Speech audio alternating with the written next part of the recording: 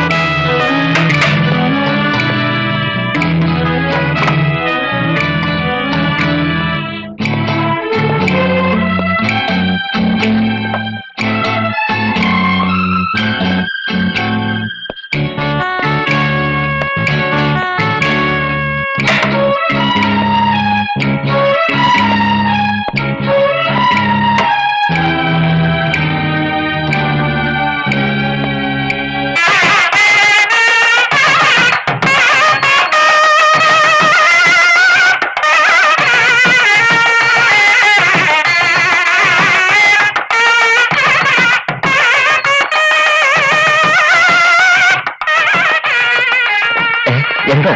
അയ്യോ, ഒന്നും വേണ്ട. ഇവരെല്ലാം എന്റെ അടുത്ത ബന്ധുക്കളാ. Hello, wonderful arrangement. Mister Gopinath, സെക്യൂരിറ്റിയുടെ കാര്യത്തിൽ താങ്കൾ ഇത്രമാത്രം ശ്രദ്ധിക്കുമെന്ന് ഞാൻ ഒരിക്കലും കരുതിയില്ല. I'm very happy. ഈ വലയം തേച്ച് അകത്ത് കിടക്കാൻ ഡോക്ടർ രാമചന്ദ്രനല്ല, സാക്ഷാൽ ഉടയമ്പലം വിചാരിച്ചപ്പോഴും സാധ്യമല്ല. Thank you sir. Thank U.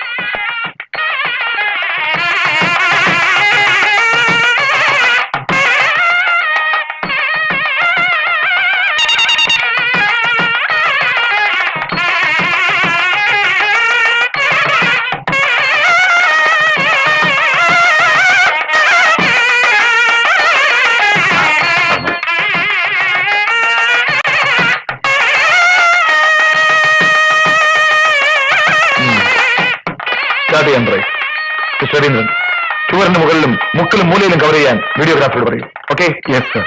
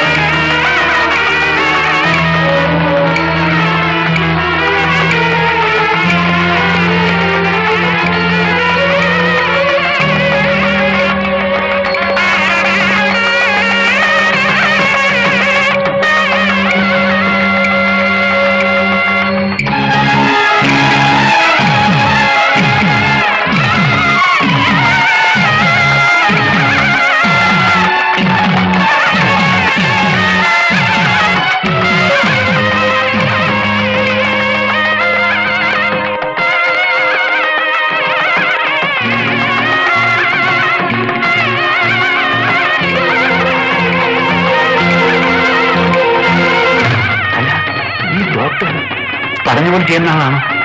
ഓ, അല്ല ഇത്രയും പോലീസിന്റെ ജനങ്ങളുടെ ഇടയ്ക്ക് എന്ത് ചെയ്യാനല്ലേ? Don't worry mister Menon.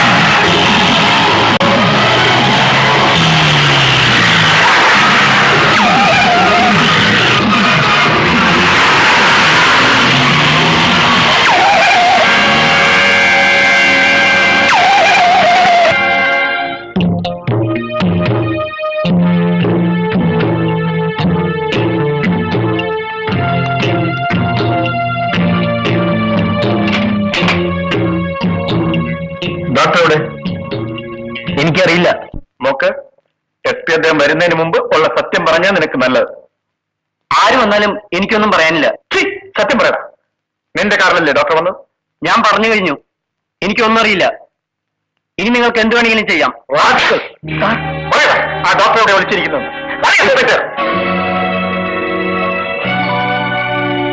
ഞാനെങ്ങും വിളിച്ചിട്ടില്ല, ഇവിടെ തന്നെ ഉണ്ട്. ഈ നിരപരാധി എന്തിനു ഉപദ്രവിക്കുന്നു? നിങ്ങൾക്ക് വേണ്ടത് എന്നെയല്ലേ? എന്നെ അറസ്റ്റ് ചെയ്തോളൂ. മാസങ്ങൾക്ക് മുമ്പ് ഇതേ കോടതിയിൽ ഇതേ ന്യായാസനത്തിന് മുന്നിൽ കണ്ണീരിന് പകരം ചോര ഒലിക്കുന്ന കണ്ണുകളുമായി ഞാൻ നിന്നു. ഒരിക്കൽ നീതിക്ക് വേണ്ടി ഇരുന്നു. എന്റെ കണ്ണുനീര് കാണാൻ ഇവിടുത്തെ നിയമത്തിന് പ്രൊവിഷൻ ഉണ്ടായില്ല. നിയമത്തിന് ആവശ്യം തെളിവുകളായിരുന്നു. തെളിവുകൾ. സ്വന്തം ഭാര്യയും പെങ്ങളും എന്റെ കൺമുന്നിൽ വെച്ച് ക്രൂരമായി ബലാത്സംഗം ചെയ്യപ്പെടുമ്പോൾ കൈയും കാലും കെട്ടപ്പെട്ട് ശബ്ദമുയർത്താൻ പോലും കഴിയാതെ എല്ലാം കണ്ടു നിൽക്കേണ്ടി വന്ന എന്റെ ഗതികേട്. ഞാനപ്പോൾ പിന്നെ എന്ത് ചെയ്യണമായിരുന്നു? തെളിവുകൾക്ക് വേണ്ടി സാക്ഷികളെ വിളിച്ചു കൂട്ടണമായിരുന്നോ? നിയമം തെളിവുകൾക്ക് വേണ്ടി മുറവിളി കൂട്ടിയപ്പോൾ അതിന്റെ പരിധികൾക്കിടയിലൂടെ അപരാധികൾ രക്ഷപ്പെട്ടു. തെളിയിക്കപ്പെടാതെ പോയ സത്യങ്ങളെ നിയമം കണ്ടതേയില്ല. എന്റെ കൺമുന്നിൽ വെച്ച് ആ ക്രൂരകൃത്യം ചെയ്തവരെ രക്ഷിക്കാൻ അലീബി എവിഡൻസ് ഉണ്ടായിരുന്നു. അതിന് സാക്ഷ്യം വഹിക്കാൻ നിയമം നിർമ്മിക്കാൻ വേണ്ടി ജനങ്ങൾ പാർലമെന്റിലേക്ക് തെരഞ്ഞെടുത്തയച്ച ഈ ജനപ്രതിനിധി ഉണ്ടായിരുന്നു. തെളിവുകളുടെ പിൻബലം മാത്രം നോക്കുന്ന നിയമം. ഇതിന്റെ പേര് നീതി എന്നാണെങ്കിൽ ഞാൻ പറയും ആ വാക്കിന് അർത്ഥം നഷ്ടപ്പെട്ടുവെന്ന്. അപരാധികളെന്ന് സത്യം ബോധ്യപ്പെടുത്തിയ അവരെ 7 പേരെയും അലീബി എന്ന സ്ഥാപിച്ചെടുത്ത തെളിവുകൾ രക്ഷപ്പെടുത്തി. അവർ 7 പേരും ഒന്നും ജീവിച്ചിരിപ്പില്ല. സത്യം എന്തുമാവട്ടെ, അവരെങ്ങനെ കൊല്ലപ്പെട്ടു? അത് തെളിയിക്കാൻ ഇവിടുത്തെ നിയമത്തിന് ശക്തിയുണ്ടോ? I'm saying a big no. ഇല്ല സാർ, തെളിവുകൾ ഹാജരാക്കാൻ ഇവർക്ക് കഴിയില്ല. ഓരോ കൊലപാതകങ്ങൾ നടക്കുമ്പോഴും പോലീസ് ഡിപ്പാർട്ട്മെന്റ് എന്നെ സംശയിച്ചു. പക്ഷേ കൊല്ലപ്പെട്ടവർ എനിക്കെതിരെ പ്രയോഗിച്ച അതേ അലീബി എവിഡൻസിന്റെ എന്റെ രക്ഷയ്ക്കെത്തി. I can prove it. എനിക്കത് പ്രൂവ് ചെയ്യാൻ കഴിയും.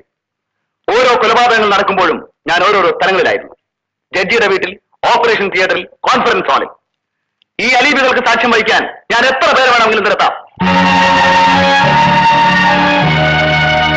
കൊലപാതകത്തിന്റെ വായ് മൂടിക്കെട്ടാൻ ഈ തെളിവുകൾക്ക് ഇന്ന് ശക്തിയുണ്ട്. എന്നെ ശിക്ഷിക്കാൻ നിയമത്തിന്റെ പരിധികൾക്കുള്ളിൽ നിന്നുകൊണ്ട് ഇവിടുത്തെ ന്യായാസനത്തിന് കഴിയില്ല. And I know it.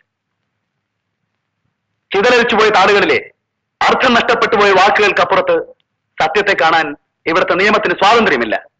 ഈ മറവറ്റി എനിക്ക് വേണമെങ്കിൽ രക്ഷപ്പെടാം. പക്ഷേ മറ്റെല്ലാത്തിലും വലുത് എനിക്കെന്റെ മനസാക്ഷിയാണ്. എന്റെ കണ്ണുനീര് കാണാൻ കൂട്ടാക്കാത്ത നിയമത്തെ ഞാൻ കയ്യിലെടുത്തു.